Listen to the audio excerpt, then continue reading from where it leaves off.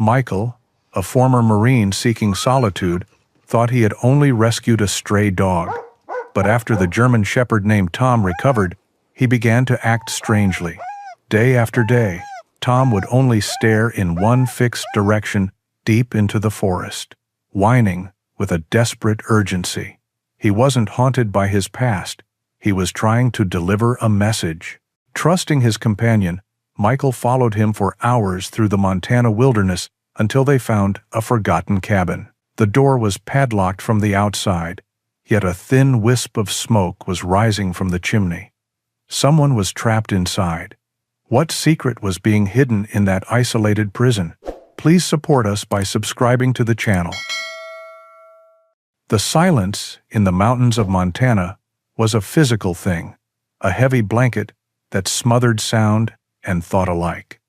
For Michael, it was the only medicine that had ever worked. At 35 years old, his tall frame was leaner than it had been in the Marine Corps, but the strength was still there, coiled in the muscles of his arms and back. His short brown hair was beginning to show threads of silver at the temples, and his face, etched with lines of hardship, held a kindness in the eyes that even the horrors of war could not extinguish.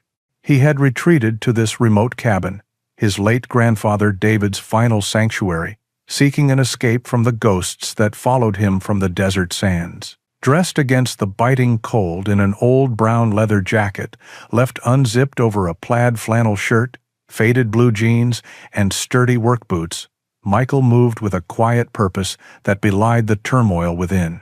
The cabin was his fortress, a simple structure of dark, weathered logs nestled among towering pines. He knew nothing of its deeper history, nothing of the memories it held for others. He was unaware that, many years ago, this very cabin had served as a beacon of safety in the memory of a German shepherd named Tom, a loyal companion who had visited this place with his owner, a dear friend of David's. For Michael, it was just a place to be alone, a place where the only sounds were the wind in the trees and the crackle of the fire. The winter had been relentless, burying the landscape under a thick shroud of white. Snow clung to the branches of the pines, weighing them down like weary shoulders. Each day was a simple routine: chop wood, check the snares, maintain the cabin, and stare into the flames, trying to burn away the images that haunted his sleep. He had come here to forget, to let the silence heal the wounds that no one could see. He had not expected it to be broken. The storm began in the late afternoon, a whisper that quickly grew into a roar. The sky turned a bruised purple-gray, and the wind howled through the valley like a hungry wolf. Snow began to fall, not in gentle flakes, but in a blinding, horizontal torrent that erased the world outside his window. Michael secured the shutters, added another log to the roaring fire in the stone hearth, and settled into his grandfather's worn armchair.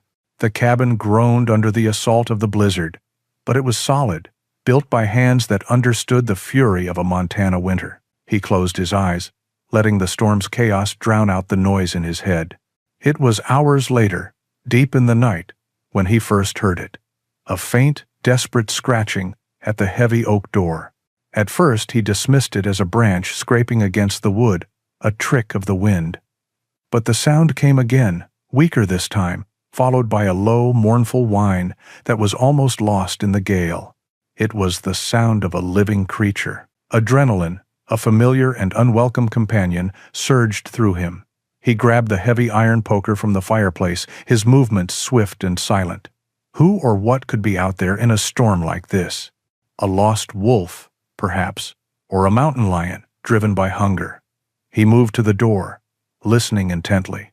The scratching had stopped, but he could sense a presence on the other side, a fragile life fading in the cold. Taking a deep breath, he unlatched the heavy bar securing the door and pulled it inward just enough to see. A blast of wind and snow rushed into the warm cabin, and there, collapsed on his doorstep, was a dog. It was a magnificent German shepherd, its thick coat a beautiful mix of gray and white, now matted with ice and what looked alarmingly like blood. The animal was barely breathing, its body half buried in a fresh drift of snow. Its powerful form was limp, a testament to a battle lost against the elements and something far worse. Without a second thought, Michael swung the door wide open. The dog lifted its head weakly, its intelligent eyes meeting his for a brief moment before its strength gave out completely. This was Tom, a creature driven by the faint, lingering memory of a safe haven from his youth. A desperate, instinctual pilgrimage to the one place he knew might hold salvation. He had made it, but just barely. Michael's training took over. He knelt in the snow, his hands expertly and gently running over the dog's body, checking for the source of the bleeding. He found a deep gash on its flank and several smaller wounds that looked jagged and unnatural. This was no accident. "Easy, boy. You're safe now," he murmured, his voice rough from disuse. He carefully scooped the large dog into his arms, surprised by its weight, and carried it inside, kicking the door shut against the raging storm. He laid the animal on the thick bearskin rug in front of the fireplace, the warmth of the flames beginning to thaw the ice from its fur. Michael retrieved his old military first aid kit, its contents familiar and reassuring in his hands. He worked with practiced efficiency, cleaning the wounds, applying antiseptic, and skillfully stitching the worst of the gashes. The dog remained unconscious, its breathing shallow but steady. As he worked, Michael felt a connection to this brave animal, a shared understanding of survival, of enduring pain in a world that had turned hostile. The silence of the cabin was no longer empty. It was filled with the quiet rhythm of two souls, one saving the other, bound together by the fury of the storm. The world was born again in silence. The blizzard had exhausted its fury during the night, leaving behind a landscape of pristine, sculpted white under a brilliant morning sun. Michael woke on the armchair, a stiff crick in his neck, the fire in the hearth reduced to a bed of glowing red embers. His first conscious thought was of the dog. He looked toward the bearskin rug and found two intelligent, amber eyes watching him. Tom was awake. He had not moved from his spot, but his posture was different. There was an alertness in his gaze, a quiet dignity that defied the suffering he had endured. He was a creature of immense strength, not just of body, but of spirit. Michael rose slowly, careful not to make any sudden movements that might startle the animal. "Hey there, boy," he said softly. "Welcome back." Tom's ears twitched at the sound of his voice. He made a low sound in his throat, not a growl, but a soft rumble of acknowledgement. He watched as Michael added wood to the fire, coaxing the embers back to life until flames licked at the fresh logs. The warmth began to fill the cabin once more. Michael brought a bowl of fresh water and set it down a few feet from the dog. "Take it easy," he advised. "Just water for now." Tom watched the bowl for a long moment, then slowly, painfully, he pushed himself up onto his front legs. His back legs trembled with the effort, but he held his position. He stretched his neck forward and began to drink, his laps slow and deliberate. When he was finished, he lay back down, his breathing a little heavier, and fixed his gaze on Michael again. There was no fear in those eyes, only a profound, weary watchfulness. Later that morning, with the light streaming through the clean-swept window, Michael knew he had to properly tend to the dog's injuries. The work he had done by firelight had been a desperate patch job. "All right, Tom," he said, approaching slowly with his medical kit. "Let's get a better look at you." He knelt beside the dog, who remained still, his eyes following Michael's every move. He seemed to understand that this human was here to help.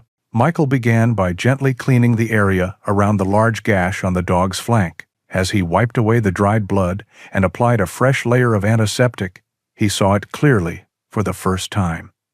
The edges of the wound were clean, too clean. There were no ragged tears consistent with an animal's claw or tooth. It looked more like a cut, a deliberate slice made by a sharp object. A cold knot formed in Michael's stomach.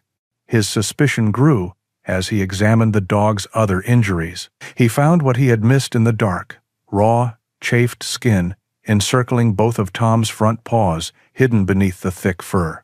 The marks were unmistakable, the kind left by rope or wire pulled tight, a sign of being bound. His hands paused. He had seen marks like these before, on people, in places he tried hard to forget. This dog had not just been injured, it had been restrained, it had been tortured. A quiet rage, cold and sharp, settled over him. This was not the work of nature, the brutal but honest violence of the wild. This was the calculated cruelty of a human being. He looked at Tom, who met his gaze without flinching, and a wave of profound empathy washed over him. He understood, in a way few could, what it meant to be at the mercy of someone else's malice.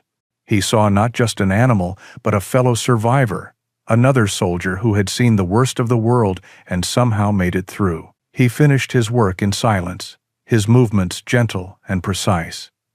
He restitched the gash with greater care, bandaged the smaller cuts, and applied a soothing salve to the raw skin on the dog's legs. Throughout the entire process, Tom remained perfectly still, enduring the sting of the antiseptic without so much as a whimper. He had placed his complete trust in this stranger. Over the next few days, a quiet routine formed between the two of them. Michael cared for Tom, feeding him small meals of softened jerky and warm broth, ensuring he always had fresh water and checking his wounds twice a day.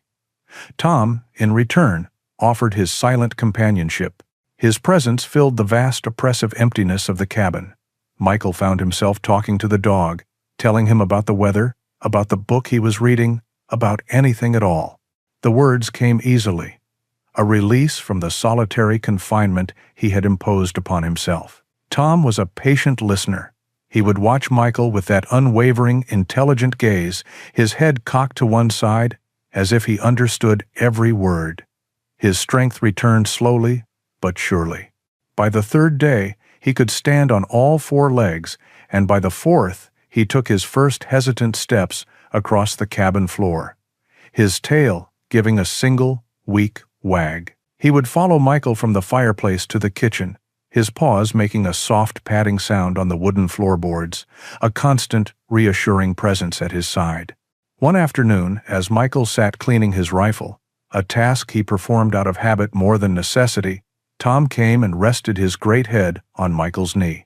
Michael stopped what he was doing and looked down into those amber eyes. He saw a loyalty there that was absolute, a bond forged in the crucible of a snowstorm and sealed by a shared understanding of pain. He reached down and stroked the dog's thick fur, scratching behind his ears. Tom leaned into the touch, a deep sigh of contentment escaping him. In that moment, the crushing weight of Michael's solitude lifted, replaced by the steady, grounding presence of this resilient creature. They were two broken souls, a man and a dog, who had found each other in the heart of a merciless winter. And in the quiet companionship they offered each other, they had both begun to heal.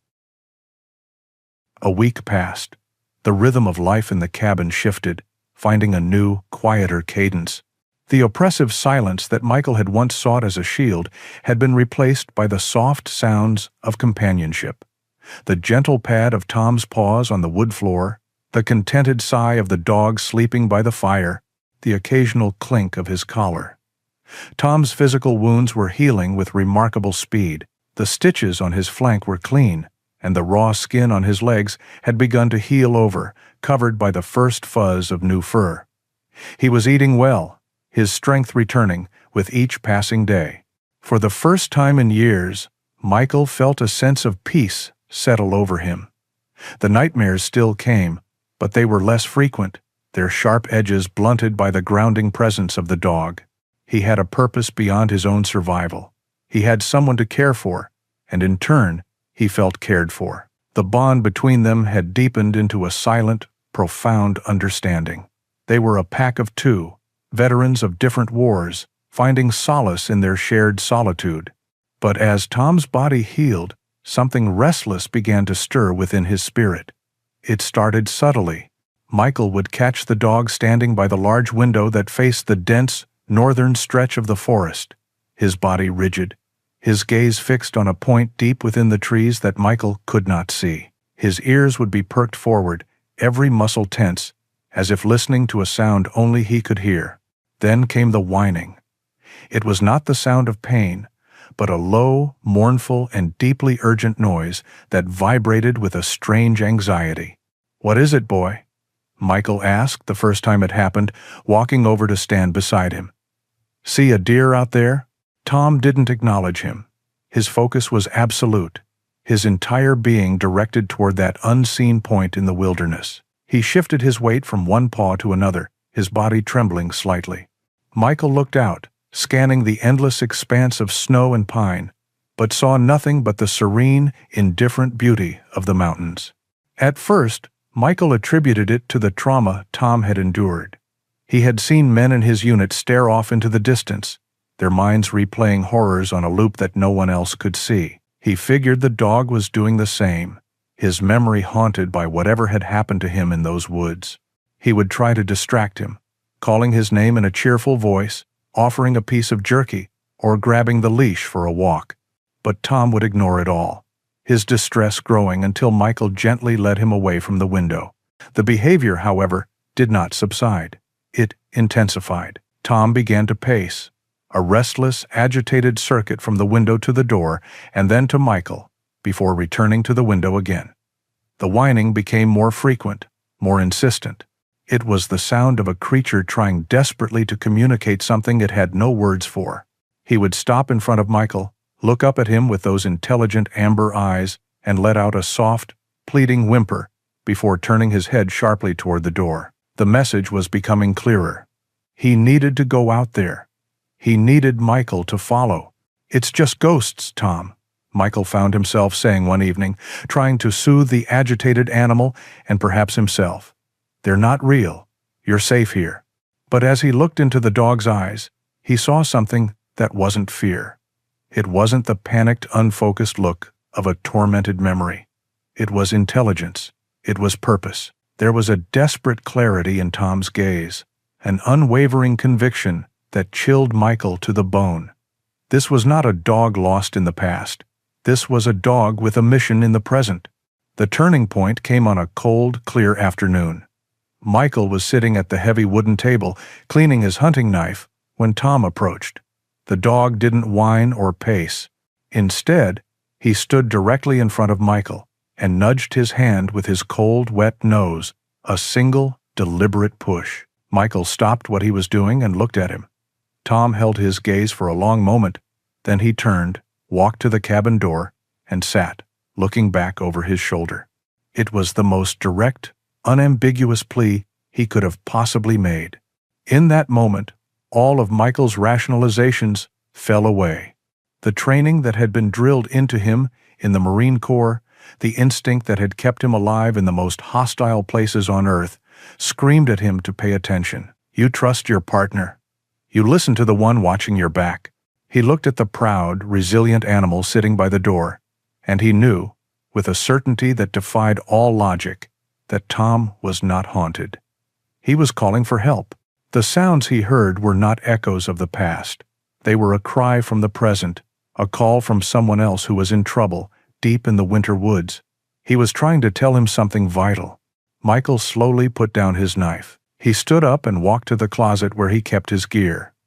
Tom watched him, a low whine of anticipation rumbling in his chest. "Okay, boy," Michael said, his voice quiet but firm. "Okay, you win." He pulled out his heavy-duty winter coat, his pack, and the rifle he kept propped in the corner. He wasn't just going for a walk. He was going on a mission. He did not know what they would find out there, but he knew he could no longer ignore the call. He owed it to the brave animal who had fought its way through a blizzard to find him. He owed it to the silent pact they had made in front of the fire. "Show me," Michael said, slinging the rifle over his shoulder. "Show me what has you so worried." Tom rose to his feet, his tail giving a single, powerful wag. He stood by the door, his body quivering with a focused, urgent energy, ready to lead the way. The moment Michael opened the cabin door, the sheer scale of the wilderness seemed to press in on them. The cold was a clean, sharp blade against his skin, and the silence was absolute, broken only by the soft crunch of his boots on the fresh powder. The world outside was a vast, unforgiving expanse of white and shadow, the towering pines standing like silent sentinels over a frozen kingdom. For a moment, the rational part of his mind questioned the sanity of this venture, stepping out into the heart of a Montana winter on the wordless plea of a dog. But then, he looked down.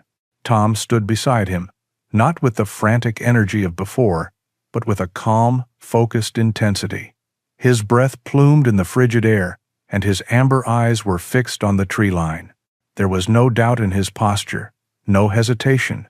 He was a soldier ready to lead his patrol. Michael felt his own military instincts take over, pushing aside the last vestiges of uncertainty. He adjusted the weight of the pack on his shoulders, its contents chosen with years of experience. A compact first aid kit, high-energy protein bars, a canteen of water wrapped in wool to keep from freezing, a waterproof container with matches and a fire starter, and a compass.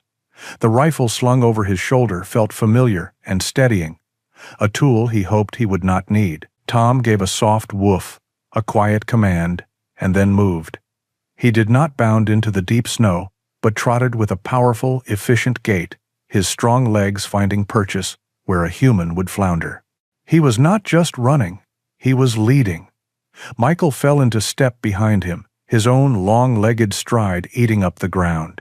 They moved as a unit, a man and a dog, against the immense, indifferent wilderness.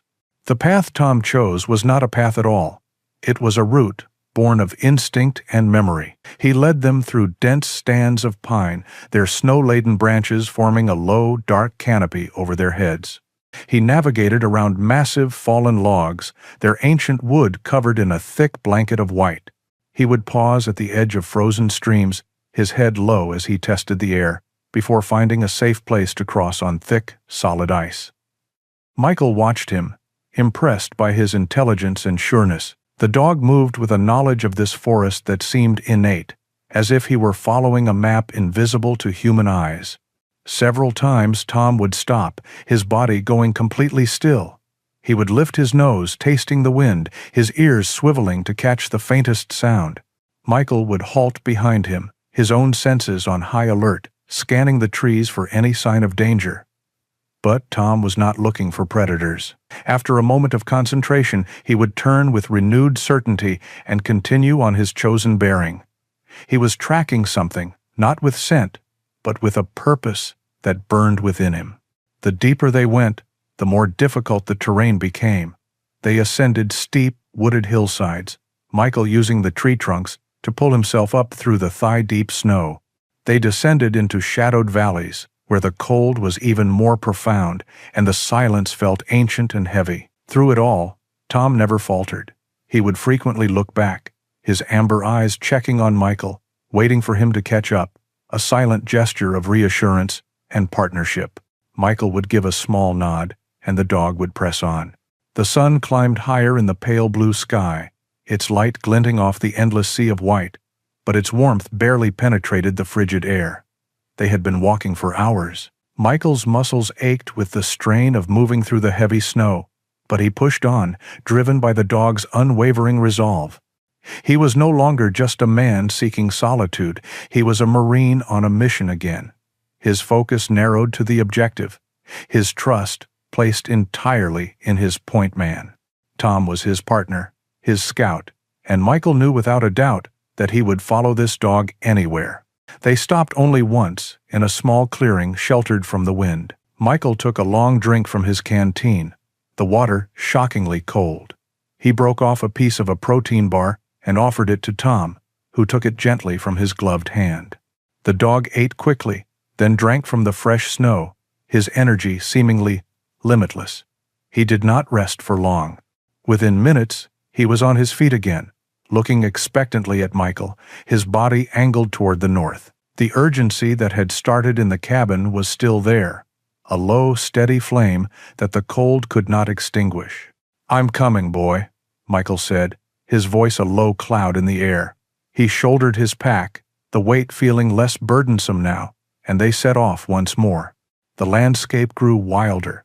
The signs of human presence, even the distant logging roads he knew, were miles behind them, had vanished completely. They were in the true heart of the mountains now, a place of stark, brutal beauty. And still, Tom led on, his gray and white form a moving speck of determination against the vast canvas of the forest, following the echo of a call that only he could hear. The sun had begun its descent toward the jagged western peaks, painting the endless snowfields in hues of orange and purple.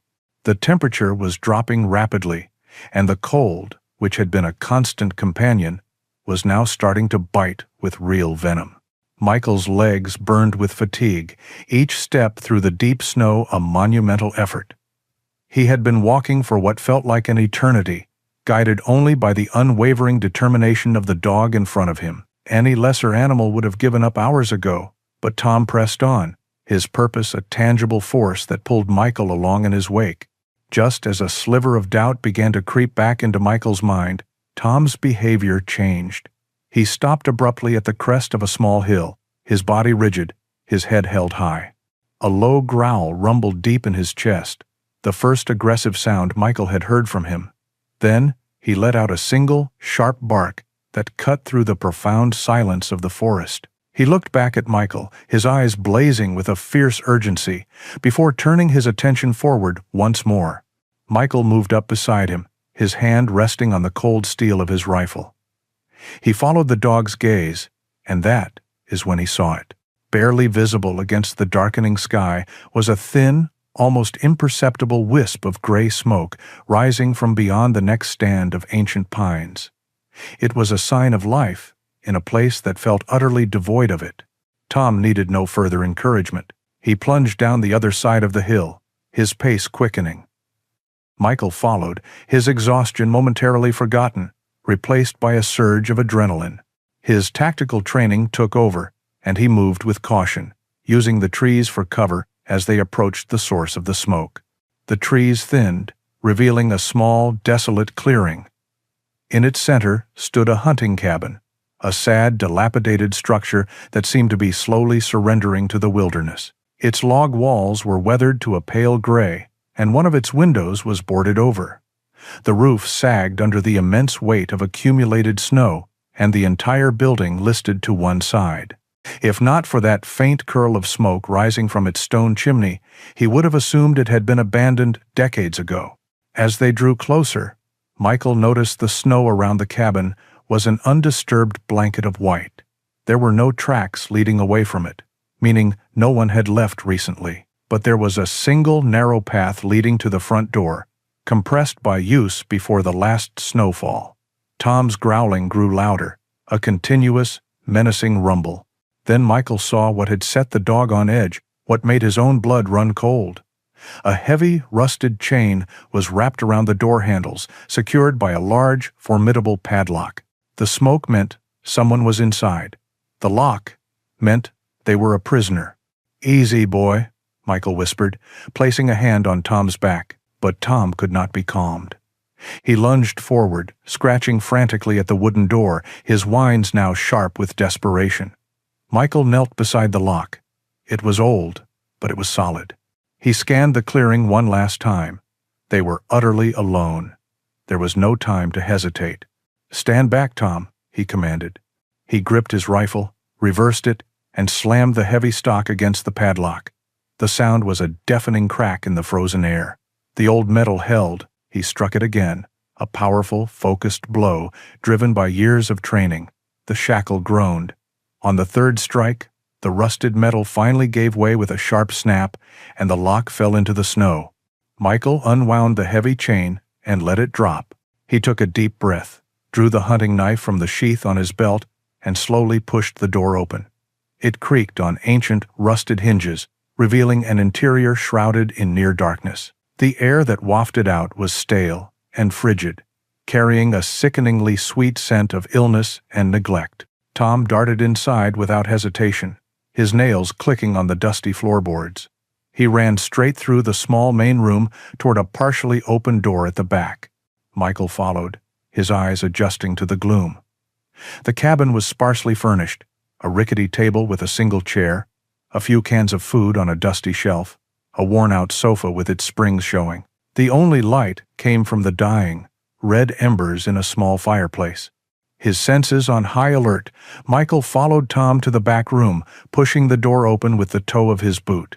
This room was even darker, the only window covered by a tattered, threadbare blanket. But he could make out a shape on a narrow bed, a figure lying motionless under a thin pile of blankets. Tom was at the bedside, whining softly, gently nudging the figure with his nose. Michael crossed the small room in 2 strides and tore the blanket from the window, allowing the fading twilight to flood the space. And his heart stopped. On the bed lay an elderly woman. Her face was gaunt and pale as bleached bone, her white hair a wild, tangled mess around her head. She was frighteningly thin, her body little more than a skeleton beneath the worn fabric of her clothes. But it was not her emaciated state that caused Michael to gasp. It was the heavy, metal handcuff clamped around her left wrist, its chain bolted directly to the iron bed frame.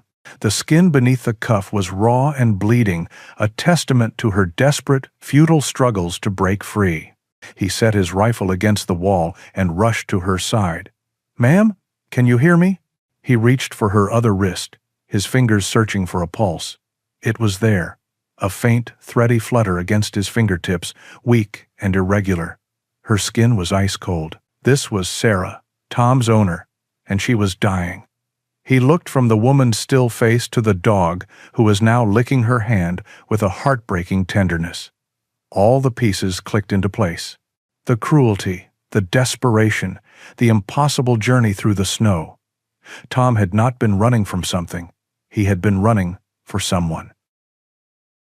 Time seemed to warp in the small, frigid room. For a Marine trained to react in seconds, Michael felt frozen, not by the cold, but by the sheer, calculated cruelty of the scene before him. Sarah's breathing was a shallow whisper, a fragile thread that could snap at any moment. The immediate, overriding priority was to free her. He placed his hand gently on her shoulder. "Ma'am, I'm going to get you out of this," he said, his voice low and steady, hoping the sound could penetrate her semi-conscious state. The lock on the handcuff was old and simple, designed more for intimidation than high security. Michael pulled a multi-tool from a pouch on his belt. With the focused precision of a man defusing a bomb, he worked on the lock's mechanism. Tom watched, his body a tense coil of muscle, a low whine escaping his throat as he nudged Sarah's limp hand. After several tense moments that stretched into an eternity, there was a satisfying click. The cuff sprang open. Michael carefully chafed her frozen wrist, trying to restore circulation, his touch as gentle as he could manage. He then turned his attention to the immediate threats: hypothermia and dehydration. The embers in the main room's fireplace were a faint, mocking glow.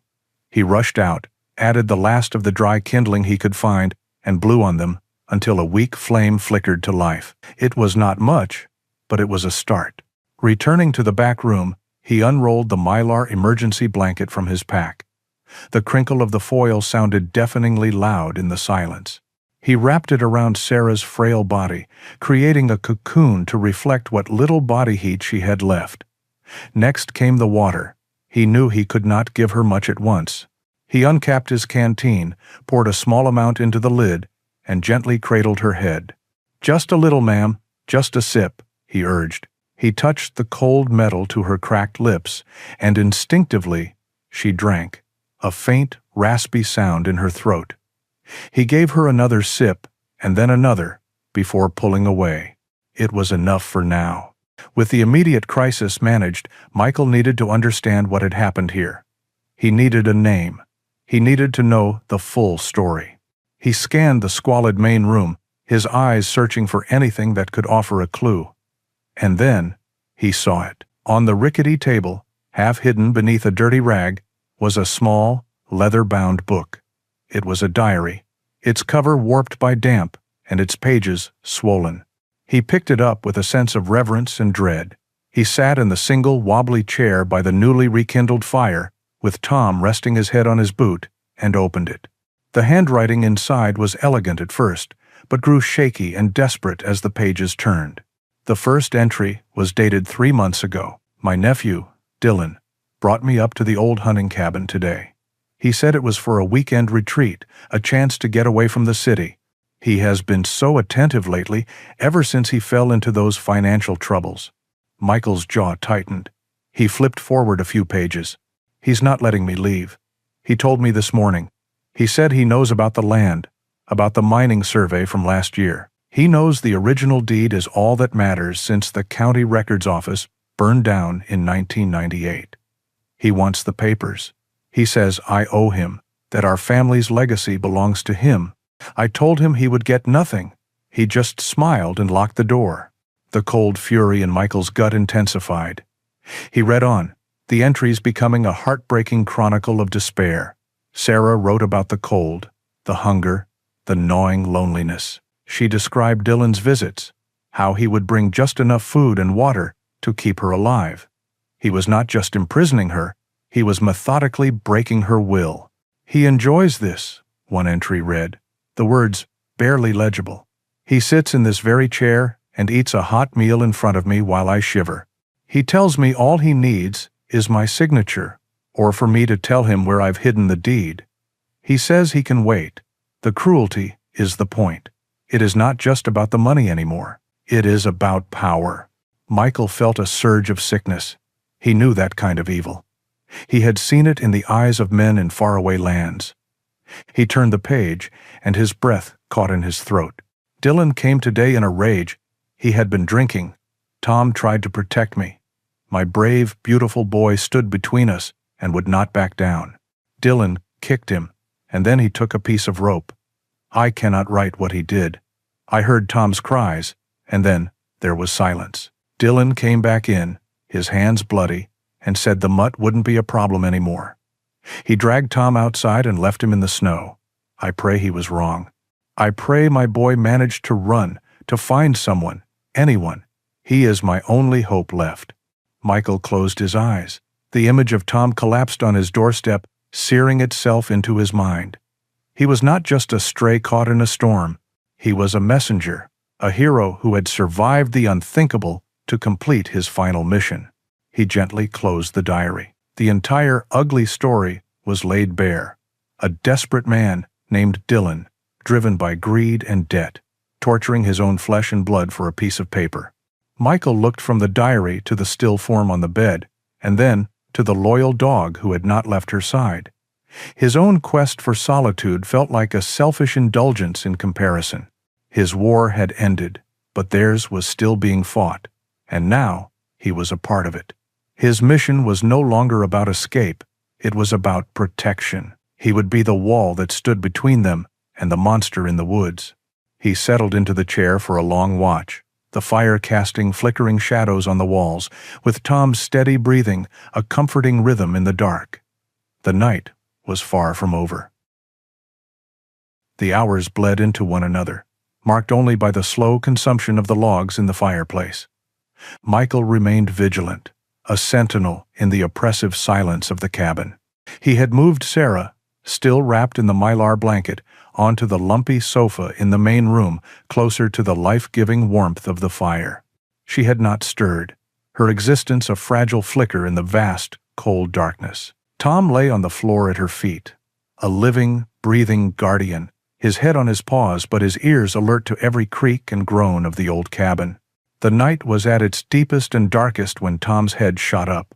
A low, guttural growl vibrated in his chest, a sound of pure menace that was entirely different from his earlier whines of concern.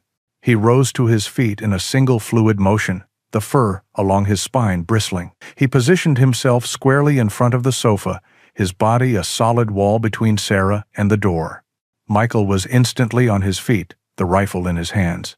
He moved silently to the side of the single front window, peering through a crack in the wood.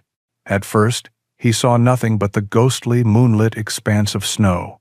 Then, a figure emerged from the tree line, a dark silhouette moving with purpose toward the cabin. The man was carrying a duffel bag. Dylan. Michael's heart hammered against his ribs, not with fear, but with a cold, focused rage. He checked the chamber of his rifle. He was ready. The footsteps crunched in the snow, stopping just outside the door. There was the sound of a key scraping in the lock. Michael tensed. The door swung open, letting in a blast of frigid air that made the fire dance wildly. Dylan stepped inside, stamping the snow from his boots. He was a man in his late 20s, with a weak chin and restless, shifty eyes that darted around the room. He wore an expensive winter jacket that looked out of place with his frayed jeans and worn-out boots. His face was a mask of irritation and impatience. He hadn't noticed them yet. "Rise and shine, Auntie," he called out mockingly, dropping the duffel bag on the floor. "Brought you some more five-star cuisine." He turned toward the back room, and then he froze. His eyes landed on the empty bed, then snapped back to the main room, widening in confusion and then alarm as he saw Michael standing in the shadows. "Who the hell are you?" Dylan demanded, his hand instinctively going to his belt. But before Michael could answer, Dylan's gaze dropped to the floor. He saw the magnificent gray and white German Shepherd standing guard, teeth bared in a silent snarl. Recognition, followed by sheer unadulterated disbelief, washed over his face. "No way," he whispered, taking an involuntary step back. "I killed you." That was all the confession Michael needed. In that moment, Tom lunged. He moved not like a dog, but like a furry missile, a blur of righteous fury aimed directly at the man who had tortured him and his mistress. Dylan cried out in terror, stumbling backward, barely managing to get his arm up in a pathetic attempt to fend off the attack. Michael moved at the same time, his goal not to kill, but to neutralize. He charged forward, using his larger frame to slam Dylan against the rough log wall. The man's head connected with the wood with a dull thud.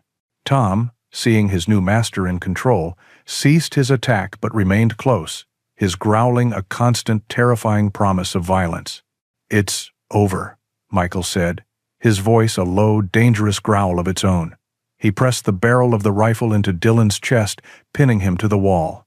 Desperation gave Dylan a surge of strength. With a wild cry, he twisted, shoving Michael off balance. He wasn't a trained fighter, but he was a cornered animal.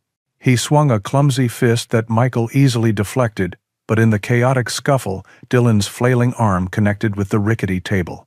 The old kerosene lantern that sat on its edge teetered for a moment, and then crashed to the floor. The glass shattered, and the world erupted in flame. The spilled kerosene ignited instantly, a whoosh of orange flame that greedily consumed the dry, dusty floorboards. The fire spread with terrifying speed, licking up the log walls, feeding on decades of dry timber. The small cabin, which had been a prison of cold, was suddenly transformed into an inferno. The heat was intense, the smoke thick and acrid. The fight was forgotten, replaced by the primal, immediate need for survival. Dylan scrambled away from the flames, his eyes wide with panic, coughing and sputtering. Michael had a split second to make a decision. Dylan was a threat, but the fire was the immediate enemy. His gaze snapped to Sarah, still motionless on the sofa as the flames crept closer. There was no choice to be made. He turned his back on Dylan and rushed to her side. "Tom, with me!" he yelled over the roar of the fire. He scooped the frail woman into his arms. She was terrifyingly light. The mylar blanket crackled as he lifted her. The smoke was already a thick, choking cloud, burning his lungs with every breath. He could barely see the door through the haze. Tom was at his heels, barking frantically, guiding him through the blinding smoke. The cabin was groaning around them, the sound of a dying beast. They had seconds, not minutes, before the whole structure came down. Michael burst through the doorway into the blessed, biting cold of the winter night, his lungs screaming for air. Behind him, the cabin roared, a monstrous living thing of fire and fury, greedily devouring itself. A shower of sparks rained down around them as he staggered away from the inferno, Sarah's frail body held tight against his chest. Tom was a loyal shadow at his side, barking a frantic rhythm that was half warning, half triumph. He didn't stop until they were at the edge of the clearing, a safe distance from the collapsing structure. He gently laid Sarah down in the snow, first placing his own heavy coat beneath her to shield her from the freezing ground. The fire cast a hellish dancing orange light across the landscape, illuminating the scene in stark relief. Through the haze, he saw Dylan stumble out of the doorway, his clothes smoldering, before collapsing to his knees in the snow, beating at the embers on his jacket. He was alive, but Michael's focus was solely on the woman he had just saved. Sarah was coughing weakly, her body trembling uncontrollably. The smoke and the sudden shock had pulled her from the depths of unconsciousness into a state of feverish delirium. Her eyes, wide and unfocused, stared past Michael and into the flames. "No," she whispered, her voice a dry, rattling rasp. "Everything, it's all in there." "It's all right, Sarah," Michael said gently, trying to soothe her. "We're out. We're safe." But she didn't seem to hear him. Her mind was trapped in the past, panicked by a different kind of loss. A surprising strength flowed into her frail limbs, and she gripped his arm, her fingers like talons. "The coat," she gasped, her eyes locking onto his with a desperate clarity. "My old winter coat. It was by the woodpile. The papers. David needs them." The name struck Michael with a strange resonance, but he dismissed it as the rambling of a traumatized mind. "Sarah, there's nothing left. It's all gone." "No," she insisted, shaking her head on the snowy ground. "Inside the lining. I sewed them in. Please. It's all I have left of him. It's for David."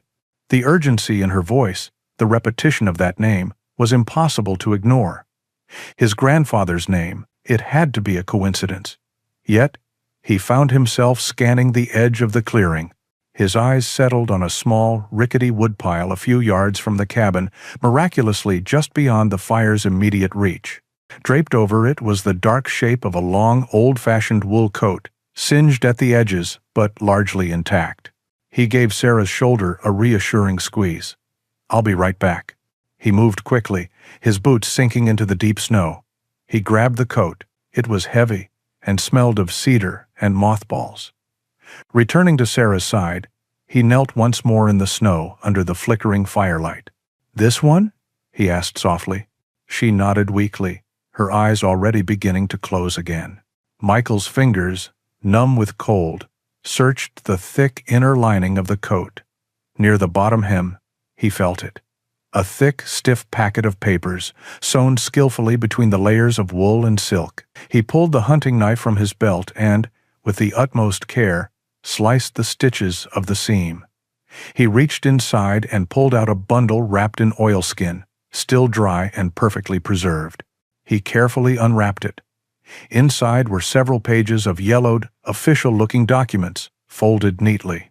Tom, sensing a shift in his master's demeanor, crept closer, resting his head on Michael's thigh as if to offer support. Michael unfolded the top page. It was a land deed, the type formal and archaic, dated 1972. His eyes scanned the intricate legal text until they found what he was looking for: the names of the proprietors. The first name was typed in clear, bold letters: Sarah Elizabeth Ashford. He took a steadying breath and read the second name. The world tilted on its axis. The roar of the fire faded to a distant hum. The freezing air no longer seemed to touch his skin. For a moment, he thought he had misread it, that the smoke and the flickering light were playing tricks on his eyes. But there was no mistake. The name was printed with absolute, undeniable clarity: David Michael Vance. His grandfather, his own namesake. It was impossible. It made no sense. And yet, it explained everything. The puzzle pieces of his grandfather's life, pieces Michael never even knew were missing, slammed into place with the force of a physical blow. The quiet, unshakable sadness that had always lived behind the old man's eyes. The reason he had never remarried, never even spoken of another woman after Grandma passed. The half-forgotten story his own father had once told him about a girl his grandfather was supposed to marry before he went to war, a girl who had simply disappeared from his life. He looked from the name on the paper to the frail, unconscious woman lying in the snow. This was not just a stranger Tom had led him to. This was Sarah, his grandfather's Sarah, the fiancée he had lost, the ghost who had haunted his family's history without them even knowing it. Tom had not just led him on a rescue mission, he had led him to a living, breathing piece of his own past. Michael sank to his knees in the snow, the papers trembling in his hand, the burning cabin a mere backdrop to the inferno of revelation that had just consumed his world. The universe had collapsed into 3 points of reality: the roaring inferno of the cabin, the impossible truth of the papers in his hand, and the fragile woman shivering at his feet. Michael knelt in the snow, momentarily paralyzed by the revelation. David and Sarah, his grandfather and this woman. A lifetime of unspoken sorrow and lost love was laid bare in the flickering, hellish light of the fire. Tom nudged his hand, a wet nose against his frozen fingers, pulling him back from the precipice of shock. The dog's whine was low and urgent. He was right. This was not the time for reflection. This was a time for survival. Sarah's breathing was growing more shallow, her skin an unnerving, waxy pale. The cold was a relentless enemy, and the fire, while providing a distant warmth, was no match for the deep chill that had settled into her bones. He had to get her help. His own cabin was hours away, an impossible journey carrying an unconscious woman through the treacherous, snow-covered terrain. His mind, honed by years of battlefield assessments, raced through the options. There were none. They were trapped. And then he saw it. Far across the valley, on the opposing ridge, were faint, bobbing lights. 2 of them. It had to be a forest ranger patrol on snowmobiles, drawn by the massive column of smoke and flame now billowing into the night sky. The fire was a beacon, but it was an ambiguous one. It could mean a tragedy that was already over. He needed to signal that there were survivors, that they needed help now. He carefully placed the precious documents inside his jacket, zipping it up to his chin. He stood, his rifle feeling solid and reassuring in his grip. "Stay with her, Tom," he commanded. The dog didn't need to be told. He was already a steadfast guardian. Michael moved to the center of the clearing, a clear line of sight to the distant ridge. He aimed the rifle toward the dark, star-filled sky, away from the lights. He took a deep, steadying breath, the frigid air burning his lungs. Then he fired. The crack of the shot was explosive, a violent rip in the fabric of the mountain silence.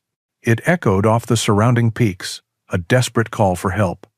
He waited a few seconds, then fired again, and a third time. 3 shots, the universal signal of distress. He watched the lights on the ridge.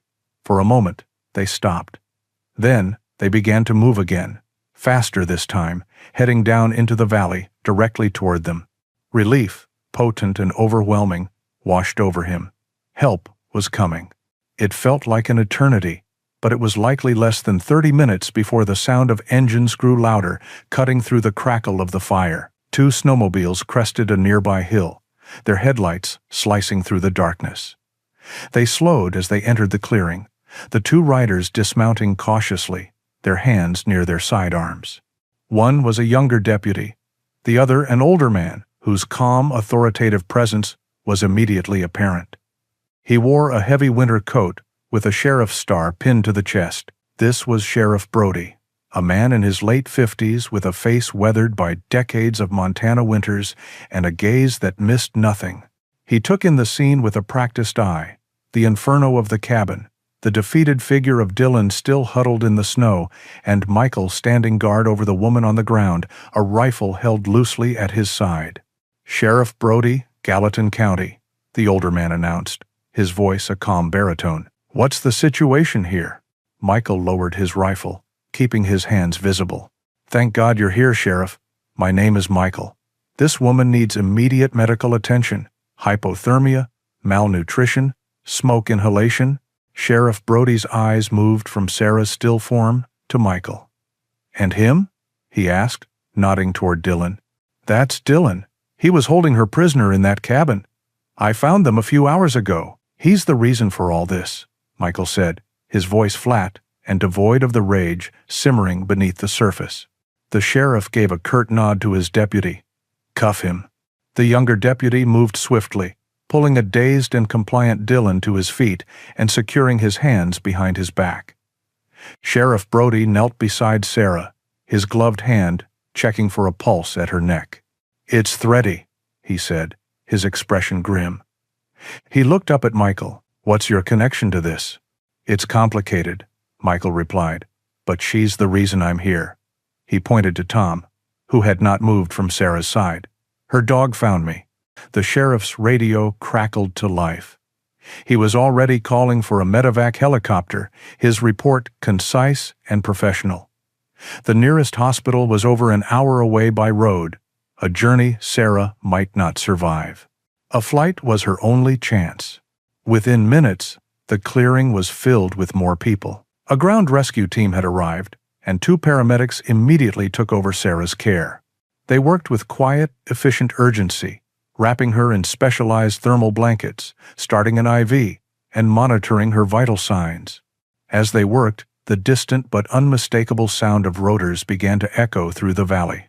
It grew steadily louder until a powerful searchlight cut through the darkness from above, sweeping across the snow and the burning remnants of the cabin. The helicopter descended, the downdraft from its blades creating a miniature blizzard, whipping snow and ash into a frenzy.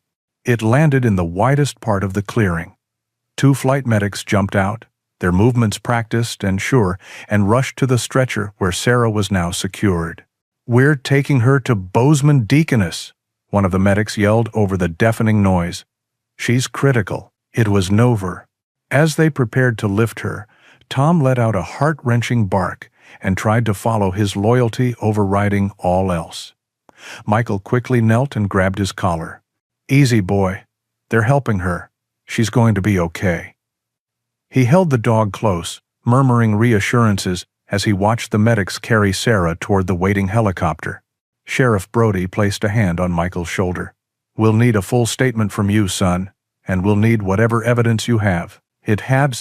Is not. Michael reached into his jacket and pulled out the oilskin packet. He handed the papers to the sheriff. "This is why he did it. This is everything."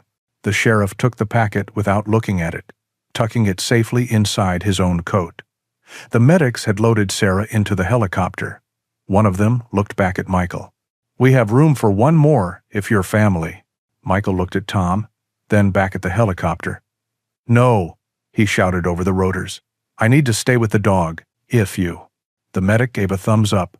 The helicopter door slid shut. The roar of the engines intensified, and the massive machine lifted off the ground, ascending into the dark sky. Michael and Tom stood side by side, watching as the lights of the helicopter grew smaller and smaller, a single point of hope disappearing into the vast, unforgiving night. The fire was dying now, and a profound silence began to settle over the clearing once more. The weeks that followed were a blur of sterile white hospital walls, the soft beeping of machines, and long, quiet drives on snow-cleared roads. After giving a detailed statement to Sheriff Brody that night, Michael had guided the authorities back to his own cabin. The journey felt surreal, the familiar path now laden with the weight of all that had happened. The solitude he had once craved now felt like a hollow, aching void. He drove to the hospital in Bozeman every other day. Tom, a silent and stoic companion, would sit in the passenger seat of the old pickup truck, his amber eyes fixed on the road ahead. He seemed to understand where they were going, who they were going to see. At first, Sarah was too weak to speak much. Michael would simply sit by her bedside, a quiet presence in the room, while Tom lay on the floor, his head resting near the bed, a furry, reassuring anchor to the world. Slowly, she began to heal. The color returned to her cheeks, and the light of awareness returned to her eyes. She would watch Michael, a question lingering in her gaze. One afternoon, when she was stronger, he finally told her everything. He told her his name was Michael, and that the cabin she had described, the safe haven in Tom's memory, belonged to his grandfather. He told her his grandfather's name was David Vance. Tears streamed down Sarah's weathered cheeks. Not tears of sorrow, but of a profound, bittersweet wonder. She told him of their engagement, of the war that had stolen him away, and of the mistaken report that had shattered her world and sent her running from a past too painful to bear. In that small, quiet hospital room, the broken threads of a story 50 years old were finally woven back together.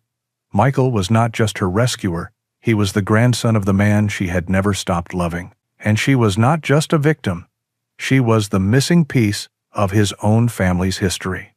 The day Sarah was discharged from the hospital, the late winter sun was bright, casting long shadows across the melting snow. She had nowhere to go. The cabin that had been her prison was a charred ruin, and Dylan was in custody, facing a litany of serious charges. She had no other family. "You can stay with me," Michael said, the words feeling more natural than he ever would have imagined. "At David's cabin. It's your home too, in a way." And so she did. The three of them, a man who had sought isolation, a woman who had been forcibly isolated, and the dog who had bridged the chasm between them, drove back into the mountains. As Sarah stepped across the threshold of the cabin for the first time, she paused, her hand resting on the rough-hewn doorframe. A soft smile touched her lips. "It still feels like him," she whispered. They became a family, an unconventional unit bound by tragedy and a shared history. The quiet routine of Michael's life was replaced by a gentle, comforting rhythm. They would share meals at the old wooden table. Sarah would tell stories of a young, vibrant David, filling in the gaps of a man Michael had only known in his quiet, later years. Michael, in turn, found himself speaking of his own service, sharing the burdens he had carried alone for so long with someone who understood loss in its deepest sense. Tom was their constant shadow, dividing his loyalty equally, a living testament to their incredible journey.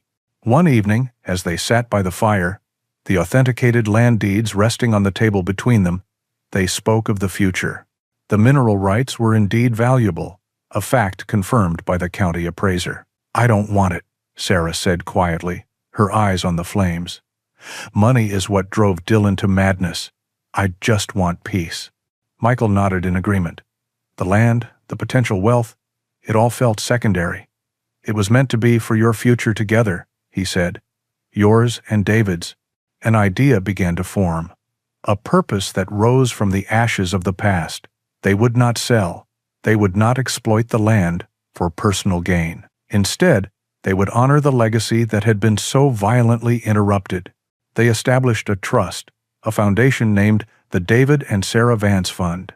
With the help of a lawyer from town, they arranged to lease the mineral rights to an ethical mining company with strict environmental protections in place. The profits, far more than either of them would ever need, would be dedicated to two causes close to their hearts: supporting veterans struggling with the invisible wounds of war, and funding under-resourced animal rescue shelters, places that gave second chances to creatures like Tom. Spring arrived in the Montana mountains, a slow, beautiful thaw that turned the world green again. Michael and Sarah worked together, not just on the foundation, but on the cabin itself. It was no longer just a shelter, it was a home. He built a ramp for the front porch, and she planted wildflowers in the soil, their colors a vibrant rebellion against the memory of the long, hard winter. One warm evening, they sat on the porch swing, a gentle breeze rustling the new leaves on the pines.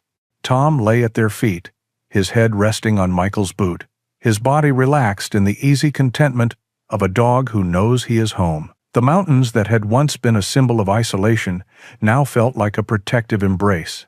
"He would have loved this," Sarah said, her voice soft with memory. "He would have loved you." Michael looked out at the vast, peaceful wilderness. The ghosts that had followed him here had grown quiet, their voices replaced by the gentle murmur of a life rebuilt. He had come to this mountain seeking an end to his story, a quiet place to fade away. Instead, he had found a new beginning. He reached down and stroked Tom's head, his heart filled with a gratitude so profound it was almost painful. They had found their purpose in the echoes of the past, two old soldiers from different wars, brought together by one extraordinary dog. Here, at the very place where the tragedy had begun, they had found their peace.